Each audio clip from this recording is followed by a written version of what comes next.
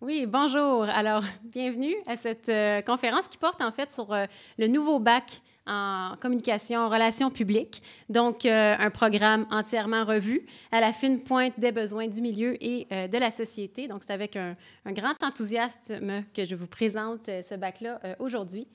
Donc, pourquoi les relations publiques? Pourquoi s'intéresser aux relations publiques et éventuellement vouloir étudier en relations publiques? Bien, parce que les relations publiques, c'est un champ d'activité professionnelle en plein essor. Aucune organisation, quelle qu'elle soit, ne peut se permettre de ne pas communiquer avec ses différents publics, qu'on soit Greenpeace, Shell, un organisme communautaire, un gouvernement, une ONG, on doit communiquer avec ces différents publics et on a donc besoin de spécialistes qui sont en mesure de communiquer de la sorte. Et ces spécialistes, ce sont les spécialistes en relations publiques.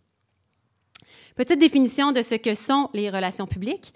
Donc, les relations publiques consistent en la gestion des relations entre une organisation et ses divers publics par l'entremise de la communication afin d'atteindre une compréhension mutuelle, de réaliser les objectifs organisationnels et de servir l'intérêt public. C'est donc la définition de la Société canadienne des relations publiques.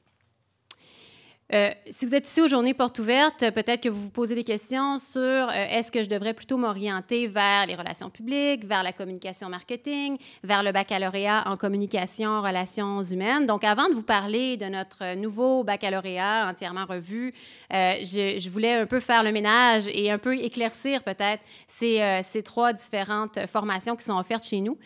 Et donc, pour qu'on puisse mieux comprendre en quoi consistent les relations publiques et comment elles se différencient peut-être des autres formations offertes ici à l'UQAM. Donc, comme vous le savez, on offre ici à l'UQAM un baccalauréat en communication marketing. Quand on parle de communication marketing, l'accent est vraiment porté sur le consommateur, sur le client ou sur le consommateur. Donc, on parlera de développement de produits, de distribution, d'analyse d'emplacement, de prix, de commerce de détail ou encore de service à la clientèle. Ça campe un peu ce qu'est la communication marketing.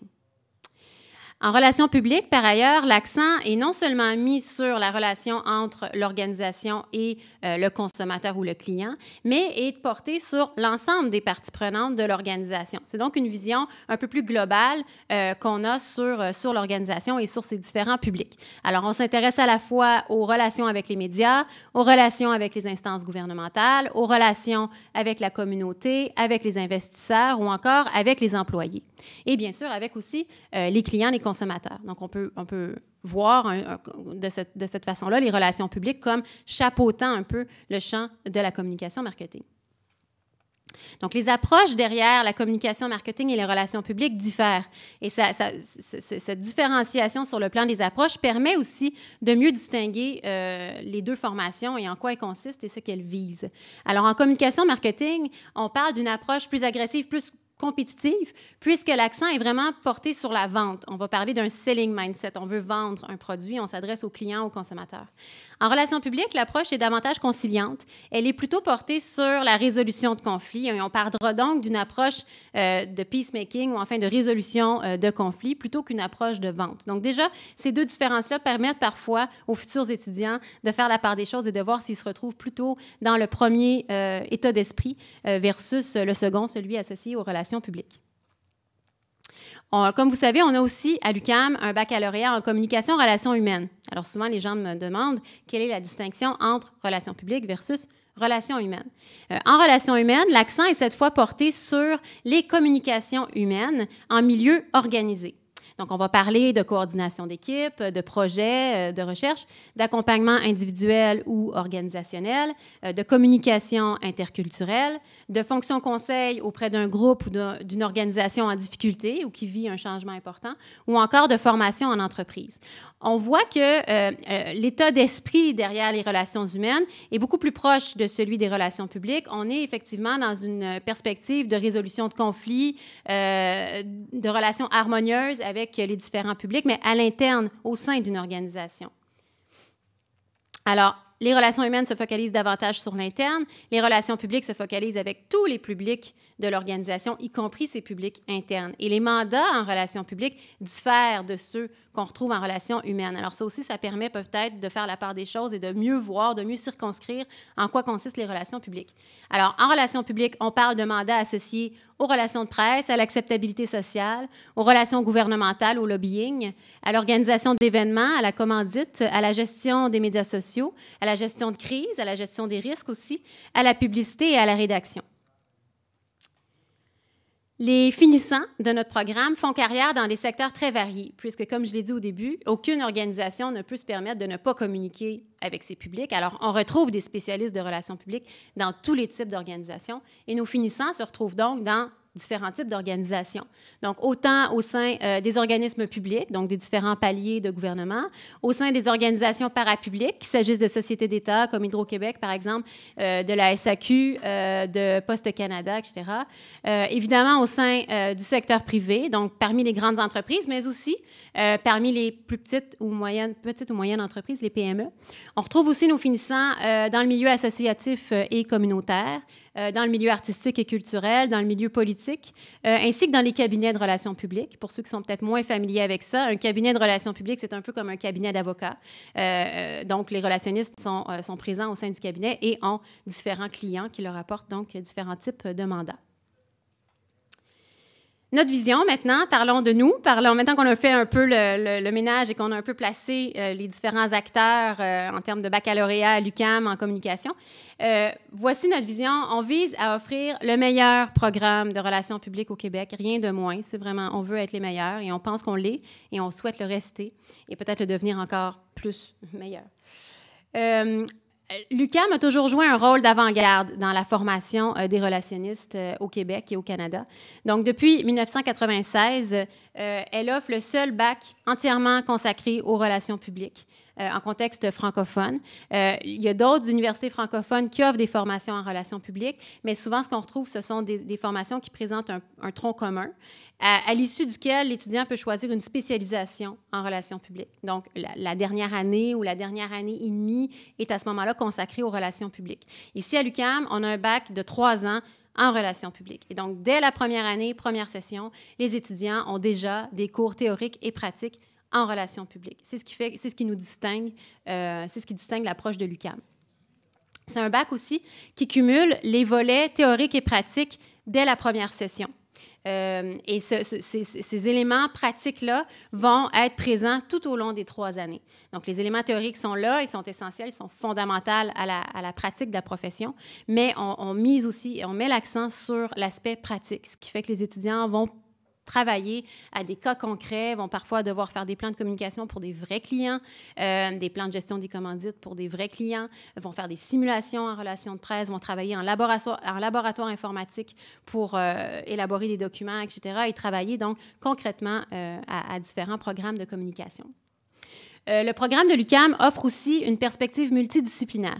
Et ça aussi, c'est un caractère distinctif de notre programme. Le programme est offert par la faculté de communication, mais on a plusieurs cours prévus dans le cheminement qui relèvent de l'École des sciences de la gestion, parce que l'aspect gestion fait partie du rôle du relationniste. Et donc, on a un certain nombre de cours qui relèvent de l'École des sciences de la gestion. On a aussi des cours qu'on appelle d'ouverture qui permettent aussi l'acquisition d'une culture générale plus riche, notamment des cours de géographie, de sciences politiques et avec les cours optionnels qu'on verra tout à l'heure. Il y a aussi toute une série d'autres disciplines qu'on peut aller toucher en suivant le bac en relations publiques. Et finalement, le volet pratique du bac culmine avec les 2 stages en organisation. J'en reparlerai un petit peu plus tard quand je vous présenterai plus en détail le cheminement détaillé du programme. Nos étudiants sont, ils sont très forts. La moyenne, on me pose souvent la question, la cote R du dernier admis l'an passé était de 27,5, ça c'est le dernier admis, alors c'est 27,5 en montant. Les étudiants, donc, sont talentueux, sont très dynamiques et très engagés envers leurs études. Donc, les étudiants au bac vivent leur vie universitaire et on les encourage, on les soutient beaucoup là-dedans, de profiter de ces 3 ans-là pour vraiment vivre l'expérience universitaire à son meilleur. Alors, d'assister à des conférences, de faire des travaux d'équipe, mais aussi peut-être de faire du bénévolat, d'être présent dans les différents concours où l'UQAM peut se démarquer. Donc, il y a une vie étudiante très riche, très diversifiée et très, très dynamique. Le taux de placement, on n'est pas gêné de dire que le taux de placement de nos étudiants est exceptionnel.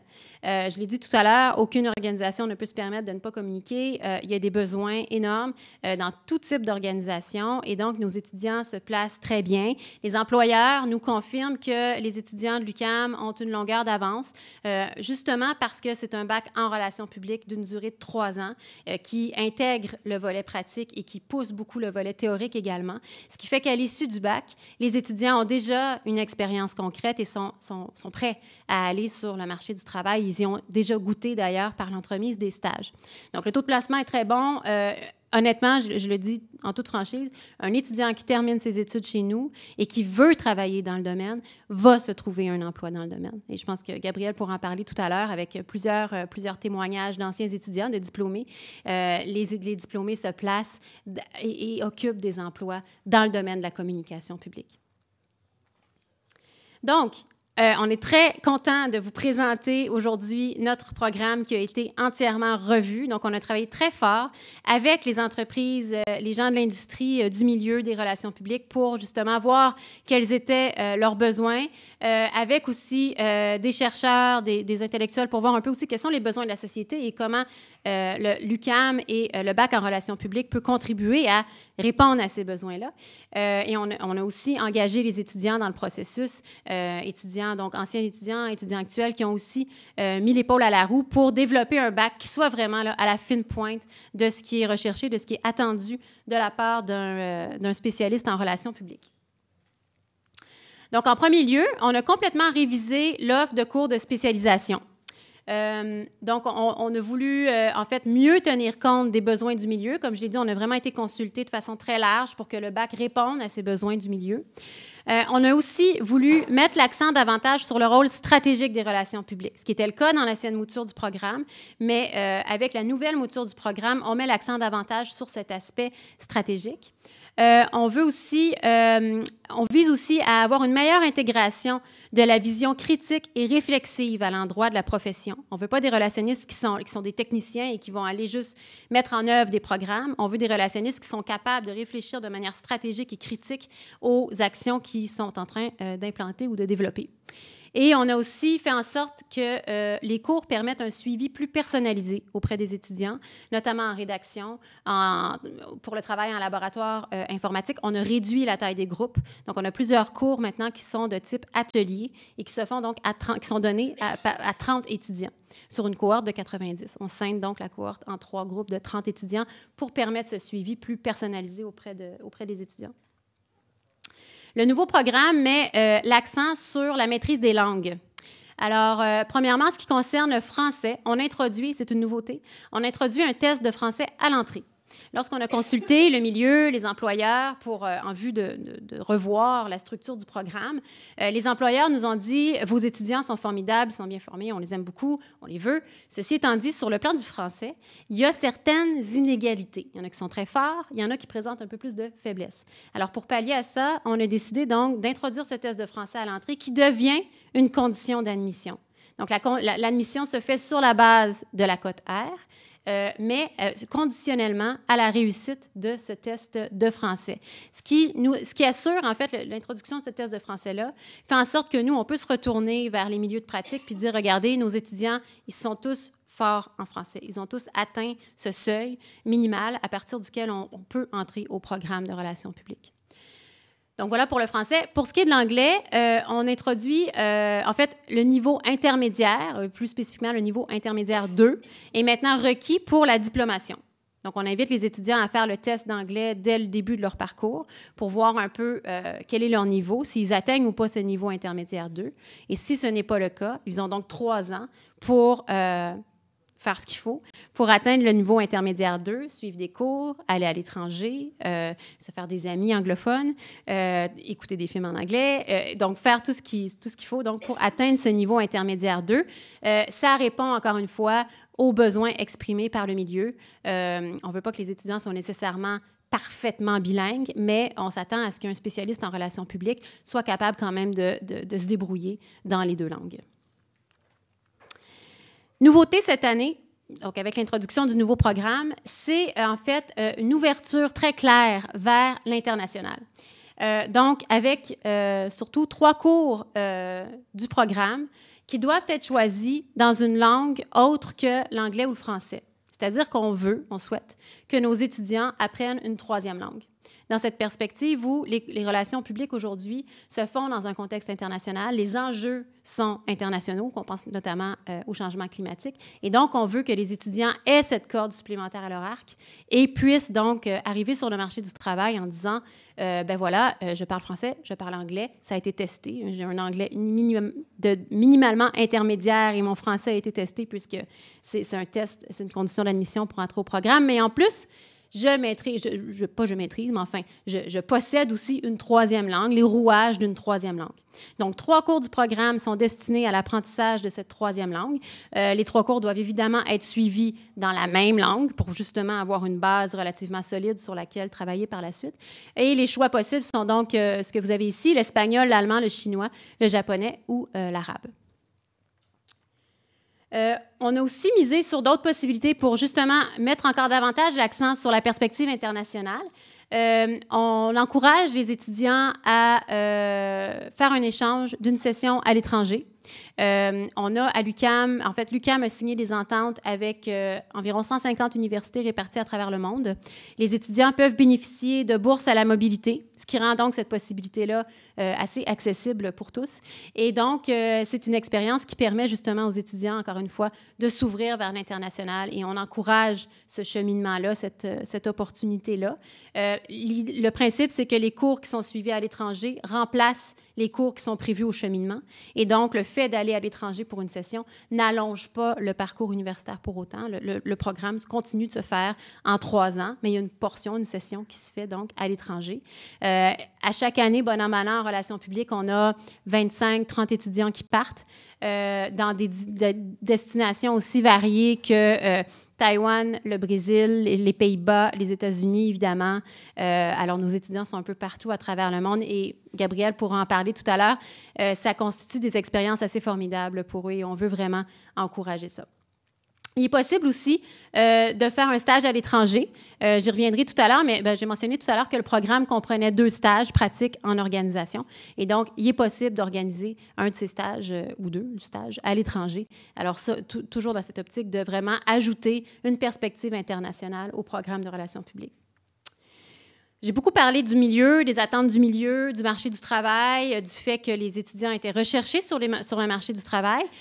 Or, dans la refonte du programme, on s'est aussi assuré que la formation prépare adéquatement les étudiants aux études de 2e cycle.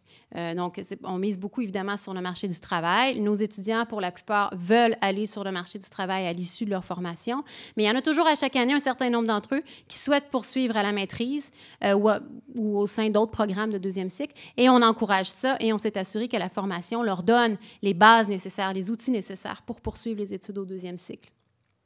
Il existe, entre autres, des cours de passerelle entre le bac et la maîtrise. Je pourrais y revenir dans la période de questions, mais en fait, sous certaines conditions, il y a jusqu'à 3 cours de 2e cycle qui peuvent être faits dès le baccalauréat et qui comptent, si vous voulez, à la fois pour le baccalauréat et pour la maîtrise.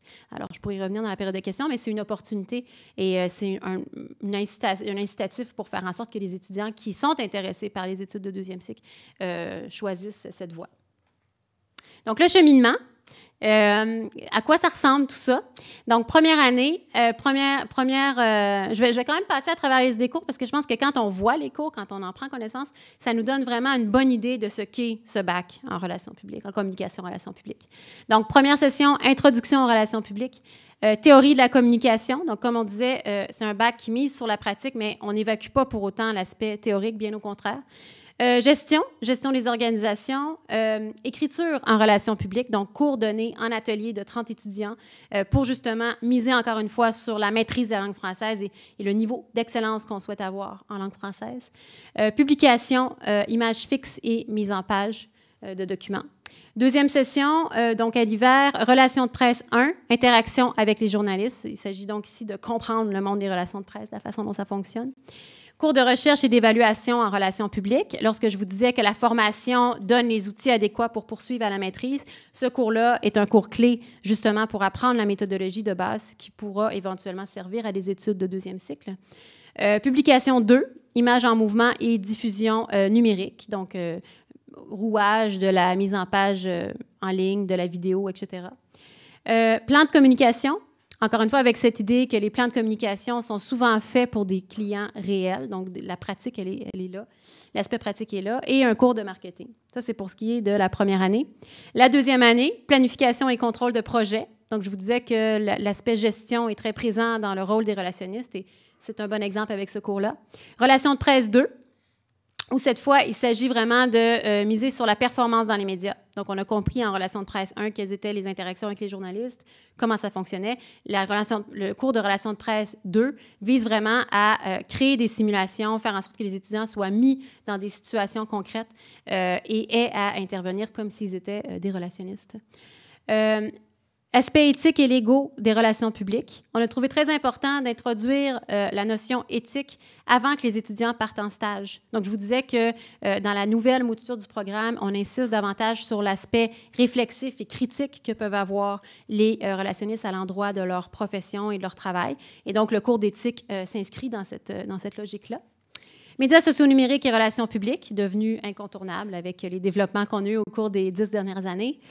Fonction conseil en relations publiques. Ensuite, il est possible de débuter le premier stage donc à mi-parcours, une fois que 45 crédits ont été accumulés.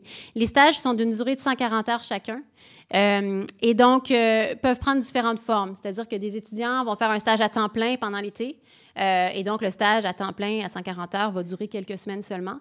D'autres vont faire leur stage à temps partiel à raison de 10 heures par semaine et vont donc étaler leur stage tout au long de la session. Donc les stages peuvent se faire soit l'été, soit pendant la session, dépendamment du stage, de la nature du stage.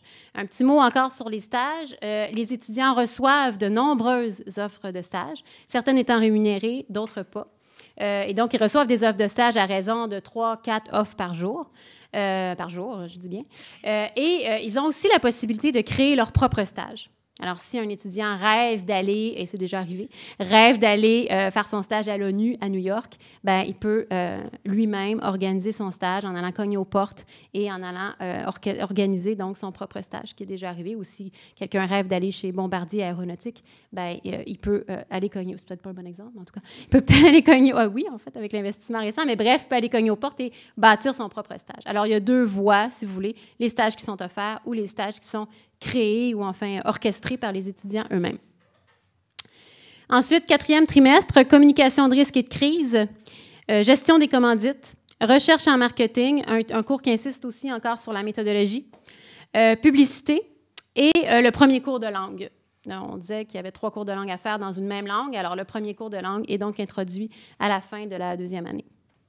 Et finalement, en 3e année, les aspects stratégiques sont davantage abordés. Affaires publiques, relations gouvernementales et lobbying, rhétorique de la communication publique, un cours optionnel. Il y a 2 cours optionnels qui sont prévus au programme. Les cours optionnels visent justement à permettre aux étudiants d'aller chercher peut-être des contenus plus spécifiques à leur intérêt propre. Donc, il y en a 2 qui sont prévus au cours de la 3e année. Et le stage en relations publiques qu'on met ici. Et finalement, la dernière session, responsabilité sociale des entreprises, toujours dans l'optique de développer l'aspect stratégique vers la fin de parcours. Le 2e cours optionnel, un cours au choix, parmi un cours de politique, problèmes politiques contemporains, un cours de géographie, état du monde, perspective géographique, ou un cours d'économie, éléments d'économie contemporaine. Les employeurs, ce qu'ils nous disent, c'est qu'ils veulent des relationnistes qui ont les techniques, qui ont la stratégie, mais qui ont aussi un contenu. Et l'idée du cours au choix, c'est justement d'aller un peu enrichir la culture générale de nos étudiants, ce que font aussi les 3 cours de langue, parce que quand on apprend une langue, on apprend aussi une culture étrangère. Et ça participe donc à construire cette culture générale qui est recherchée chez les employeurs. le 3e cours de langue et finalement le 2e stage. Donc voilà pour le cheminement qu'on trouve, nous, de notre point de vue, vraiment stimulant. J'espère qu'il y en est de même pour vous. Quelques exemples de cours optionnels que je vous ai mis là. Je vous disais que les cours optionnels servent à faire en sorte que les étudiants puissent aller chercher peut-être des contenus plus spécifiques à leur intérêt. Alors, ils peuvent aller chercher des cours de communication, des cours offerts par l'École des médias, des cours d'économie, de finance, un cours de révision et d'édition de texte pour quelqu'un qui voudrait vraiment se concentrer sur la rédaction, des cours de sciences politiques, des cours de marketing, des cours de type concours. L'UQAM est très fort dans ce genre de concours-là. Alors, ça peut être un choix qui est fait, des cours de sociologie et un cours d'introduction aux sciences comptables, avec cette mention ou tout autre cours choisi avec l'accord de la direction de programme. L'idée des cours optionnels et l'idée de cette phrase-là, c'est qu'on veut se montrer très flexible et répondre justement aux besoins, aux intérêts spécifiques de nos étudiants.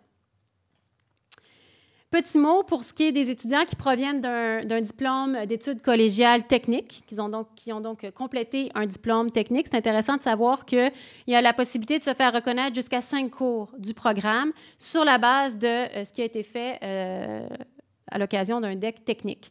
Alors, il faut trouver les équivalences, tout ça, il y a un petit travail à faire, mais ça permet aux étudiants soit d'alléger leur session ou soit de terminer leur cheminement un peu plus rapidement. Et il y a aussi une possibilité de faire reconnaître des cours universitaires. Donc, parfois, on a des étudiants qui ont fait des mineurs, par exemple, dans d'autres institutions. On a cette ouverture-là pour reconnaître aussi certains des cours, lorsque c'est pertinent, certains des cours qui ont été faits ailleurs. Donc voilà, merci. Peut-être qu'avant de passer aux questions, on pourrait tout de suite passer à Gabrielle, parce que peut-être qu'elle va répondre à certaines de vos questions. Sinon, je vous invite à les retenir et puis on reviendra toutes les deux après pour répondre du mieux qu'on peut à vos différentes questions. Ouais, je pense que c'est ça.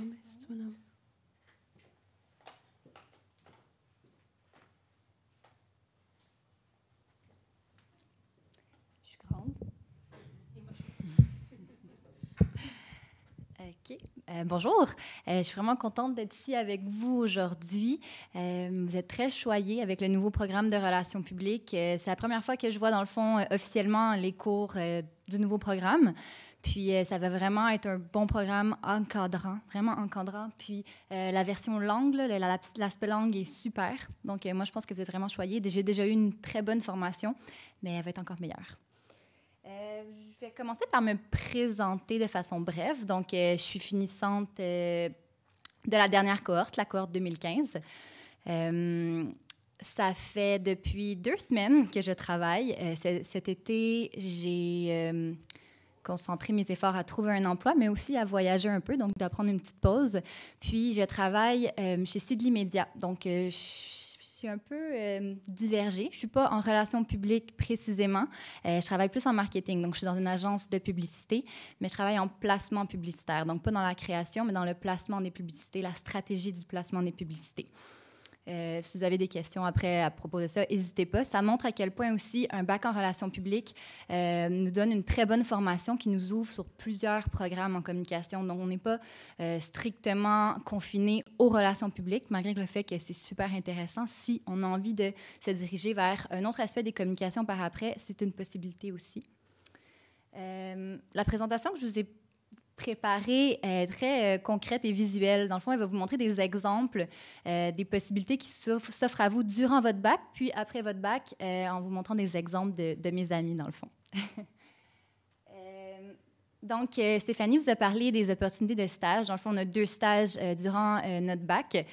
Il faut vraiment profiter de nos stages. Il faut s'informer. Donc, je vous conseillerais aussi de communiquer dès le début de votre bac avec la responsable de votre stage, celle qui va vous encadrer, pour aller peut-être la rencontrer, communiquer avec elle, connaître ses attentes, mais aussi commencer à vous questionner sur qu'est-ce qui vous intéresserait. Parce qu'il y a vraiment beaucoup de possibilités. Comme Stéphanie l'a expliqué, on s'inscrit à une banque de données, puis on reçoit plusieurs offres de stage à tous les jours même par notre courriel UQAM. Donc, des fois, c'est dur de se retrouver, de se dire qu'est-ce que j'ai envie de faire là-dedans. Il y a tellement d'options. Puis c'est intéressant de se pencher rapidement là-dessus parce que sinon, on est pris de court, puis on ne sait plus quoi faire, puis on s'en va dans n'importe quel stage. Puis c'est des expériences très concrètes, les stages, qui permettent d'ajouter beaucoup de valeur à votre CV, puis après de trouver un emploi qui va vous plaire. Donc ici, j'ai quelques exemples. Eliane a été stagiaire chez Tennis Québec, puis elle a été engagée à la suite comme chargée aux communications. Donc, c'est pour dire que un stage, c'est aussi important. Quand on aime notre stage, ça peut être très facile d'être engagé à cet endroit même-là. Laurie, elle a été stagiaire, c'est Lise Wattier, donc en communication plus corporative, puis aussi chez Girafe Communication, qui est une agence de communication relations publiques qui organise des événements. Puis aujourd'hui, elle est directrice quand même, des relations d'affaires. Une petite faute. Les courses gourmandes. Donc, les courses gourmandes, c'est une entreprise qui organise des courses, donc des 5 km, des 10 km à travers le Québec avec des thématiques gourmandes. Puis, c'est ça. Donc, elle s'occupe des relations d'affaires de cette entreprise-là. Camille Dagenet, elle a été stagiaire marketing en promotion chez Remstar, donc dans le domaine de la production des films. Puis, elle a été engagée par la suite comme assistante à la distribution. Donc, c'est ça. Ça vous montre quelques exemples de stages qui s'offrent à vous. Puis, c'est intéressant d'avoir 2 stages aussi parce que ça nous permet d'explorer 2 aspects différents des communications relations publiques. Donc, on peut faire un premier stage plus corporatif, un deuxième stage plus agence, par exemple, puis découvrir qu'est-ce qu'on préfère entre les 2 options. Vous pouvez en faire plus que 2 des stages aussi, si vous voulez. Là, c'est aussi possible. Donc, il y a aussi les échanges d'étudiants. Stéphanie nous en a parlé. On met beaucoup l'accent sur les langues, l'ouverture d'esprit, les expériences autre que juste la théorie et l'école. Puis, je vous recommande fortement de faire un échange d'étudiants. Moi, c'est vraiment une expérience qui a été très enrichissante pour moi. Je suis partie au Colorado, donc aux États-Unis, au Colorado. C'est très déstabilisant parce qu'on part seul dans quelque chose de nouveau, une nouvelle langue, une nouvelle école, mais c'est vraiment, vraiment une grande valeur ajoutée pour vous. Juste pour ce qui est de l'anglais, par exemple, si vous avez l'opportunité de faire votre échange étudiant dans une autre langue, c'est très, très utile en communication de nos jours. L'anglais, c'est primordial. Des petits exemples ici. Donc, Laurie a fait un échange d'étudiants à Hawaï. Annie est allée à Taipei, à Taïwan, et à Rio de Janeiro, au Brésil. Puis, elle est présentement aussi à Boston en stage. Laurence, elle est allée en échange d'étudiants à La Haye, aux Pays-Bas. Donc, puis elle a tellement aimé son expérience d'échange d'étudiants qu'en ce moment, elle est en maîtrise en développement du tourisme. Donc, pour compléter sa formation en communication, elle a décidé de s'orienter un peu plus vers le tourisme. Il y a aussi des opportunités de bénévolat. Donc, je vous ai parlé des stages qui sont vraiment utiles à votre CV, qui vous forment, mais il y a aussi des expériences de bénévolat qui peuvent être très formatrices puis être très belles sur votre CV, si on veut. Comme ici, par exemple, Chloé a été bénévole en relations publiques pour Femmes internationales. Aussi, quand on est bénévole, souvent, on a beaucoup de tâches. Donc, ça peut être des organismes à but non lucratif, plus qui ont moins de moyens, qui ont vraiment besoin d'aide. Donc, ça fait qu'on gagne plus d'expérience plus rapidement parce qu'ils nous délèguent davantage de tâches. Donc, c'est très, très bon pour votre formation. C'est sûr que c'est du temps, puis c'est rarement rémunéré. En fait, c'est jamais rémunéré, c'est du bénévolat, on va se le dire. Mais c'est vraiment une grande valeur ajoutée. Puis, sinon, Annie a fait... Donc, Annie est très présente dans mes slides. Annie est une étudiante très, très impliquée, qui parle 5 langues, d'ailleurs. Donc, une future relationniste excellente.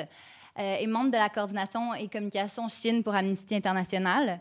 Puis, Joël Faneuf, membre du conseil d'administration profil communication pour la ville de Saint-Jean-sur-Richelieu. Donc, si vous voulez vous impliquer pour votre ville, ça peut être vraiment intéressant aussi. Si la communication corporative vous intéresse, c'est toujours bon dans un CV d'avoir une implication dans une municipalité.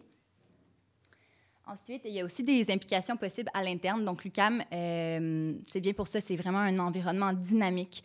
Il y a plusieurs opportunités d'implication. Par exemple, Catherine était membre du comité organisateur pour le lancement du magazine Le Culte. Le magazine Le Culte, c'est le magazine des communications. Dans le fond, je pense qu'on a 10 programmes de communication. Bref, environ 10 programmes de communication à l'UQAM. Puis, tous les gens qui veulent s'impliquer en communication dans l'organisation du magazine, l'écriture du magazine, l'édition du magazine, peuvent s'impliquer. Puis, en relations publiques, souvent, les gens aiment s'impliquer à l'organisation d'événements. Puis ça, c'est une possibilité si ça vous intéresse. Il y a un événement qui est créé pour financer le magazine Le Culte. Puis, bon, Catherine a décidé de s'impliquer là-dedans. C'est aussi impliqué dans les jeux de la communication. Je ne sais pas s'il y en a qui ont déjà entendu parler des jeux de la communication, mais c'est un concours à l'échelle québécoise de toutes les toutes les universités au Québec qui ont des programmes de communication participent aux Jeux de la communication.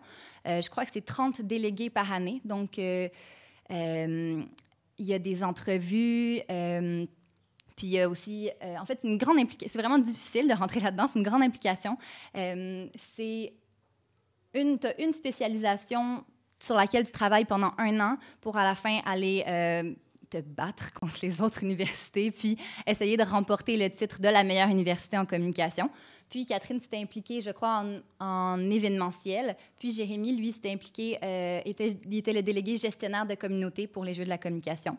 Les Jeux de la communication, ça te permet de rencontrer beaucoup de gens du milieu aussi. Donc, ils ont des mentors qui les aident tout au long de leur préparation pour... donc, c'est sûr que c'est très utile, après, pour se trouver un emploi, de connaître des gens spécialement dans le milieu des communications. Jérémy aussi était responsable des communications internes à l'AECP. L'AECP, c'est l'Association étudiante des communications à l'UQAM. Donc, c'est votre organisation. Si vous avez des questions sur votre programme ou juste sur l'école en général ou sur la grève ou peu importe, c'est l'AECP que vous allez voir. Puis, vous pouvez aussi vous impliquer à l'AECP si c'est quelque chose qui vous intéresse. Sinon, Annie et moi, on a participé à un projet d'analyse de presse avec la Chaire des relations publiques de l'UQAM. Donc, parfois, vous allez recevoir des offres d'emploi à l'interne. Donc, ça va être souvent Stéphanie qui va envoyer ces offres d'emploi-là. Vous pouvez postuler avec votre CV. Ce sont des emplois rémunérés qui permettent d'avoir vraiment une bonne expérience dans votre domaine. C'est le fun de travailler avec la Chaire des relations publiques. C'est bon pour vous. Puis, vous rencontrez aussi des gens de votre domaine. C'est pas mal tout. Donc, je pense que ça fait le tour de ce que je voulais couvrir. Si vous avez des questions, n'hésitez pas. Ça va vraiment me faire plaisir de répondre. Soyez pas gênés.